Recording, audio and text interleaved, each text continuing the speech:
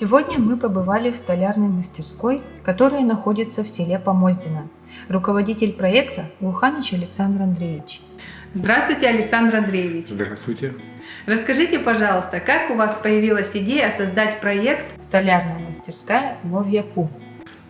Само название, оно пришло вместе с проектом, а так задумка столярной мастерской, она была уже очень давно. Когда-то в далекой молодости я занимался этим делом, потом в силу обстоятельств мне пришлось эту деятельность приостановить. Но со временем мечта она осталась, сделать так, чтобы была мастерская, чтобы я мог что-то своим детям из мебели сделать, может и другим людям. А проект Ловья-Пу, название этого проекта пришло вместе с проектом, грантовым проектом, конкурсом, который нам приложила Серебряная тайга. И в рамках этого конкурса я заявился и для того, чтобы приобрести дополнительное оборудование. И название, само собой, также и пришло. Проект Ловья-Пу. Столярная мастерская Ловья-Пу. Жизнь дерева продолжается в изделиях.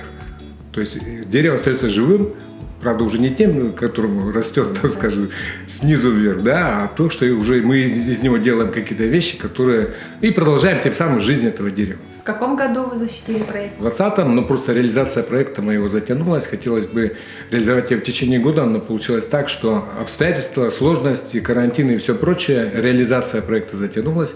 И в 2022 году, буквально 1 апреля, мы этот проект, условно скажем, открыли.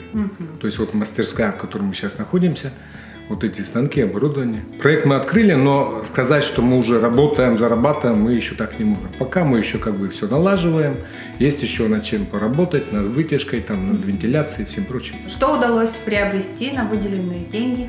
На выделенные деньги было заявлено, что я приобрел инфракрасную сушилку, которая дает возможность подготовить древесину до нужной кондиции, довести ее, высушить, чтобы потом ее в дальнейшем использовать.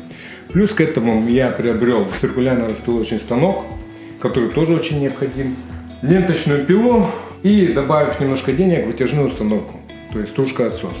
Значит, свои силы и средства были вложены? Весь этот проект, в принципе, на свои средства и своими силами.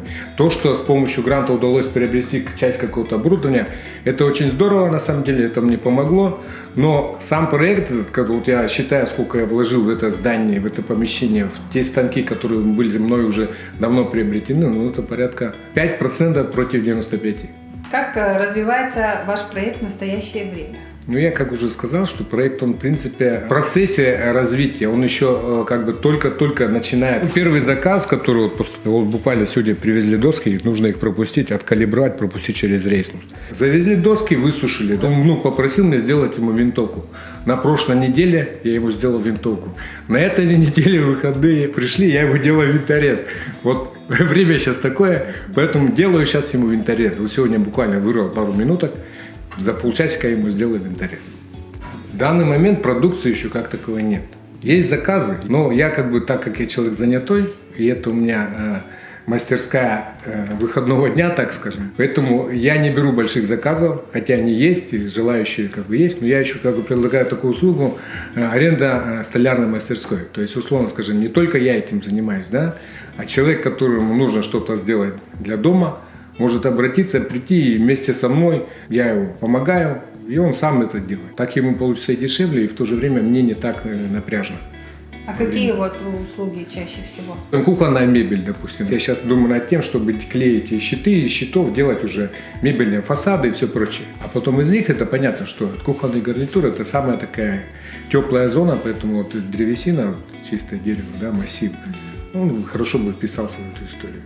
Раньше у меня было направление, в котором я специализировался. Это кухонные угловые диваны, столы, стулья. Возможно, сейчас тоже к этому приду. То есть вы планируете приобретать сырую древесину, потом сушить, потом клеить? Потом обрабатывать и получать конечный продукт. То есть полное производство? Конечно, мы живем в лесном крае, поэтому древесины у нас хватает. В принципе, для того, чтобы изготовить мебель, больших объемов древесины не нужно. Такой проект где-то рядом существует? Я не скажу, что у нас столяров тут в нашем кусте мало. На самом деле есть люди, которые этим давно уже занимаются профессионально, как частные предприниматели, любители.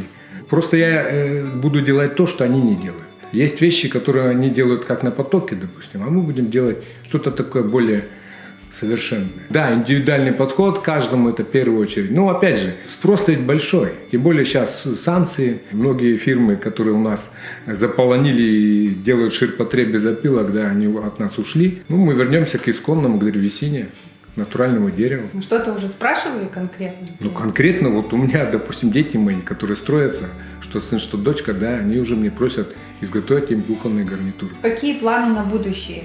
Жить и процветать, жить и радоваться тому, что у меня столярка работает, что людям, которым это интересно, могут сюда приходить и что-то делать. И в то же время, ну, это дополнительная копейка, возможно. И, возможно, когда я выйду на пенсию, это будет мой основной заработок. То есть вы планируете самостоятельно работать? И если будет человек, который, скажем, захочет этим заниматься, я заинтересован в том, чтобы оборудование работало. Но опять же, нужен человек, который не убьет это оборудование сразу, не поставит меня в такое положение, что я буду опять вынужден вкладываться.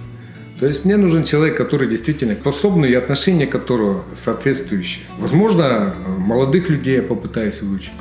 Мастерская выходного дня. То есть любой человек, если он хочет своими ручками что-то сделать, может прийти и поработать. Под моим чутким руководством что-то для себя изготовить. Приходите, обращайтесь, обсудим все ваши пожелания. Может, найдем консенсус. Ловряпу с вами.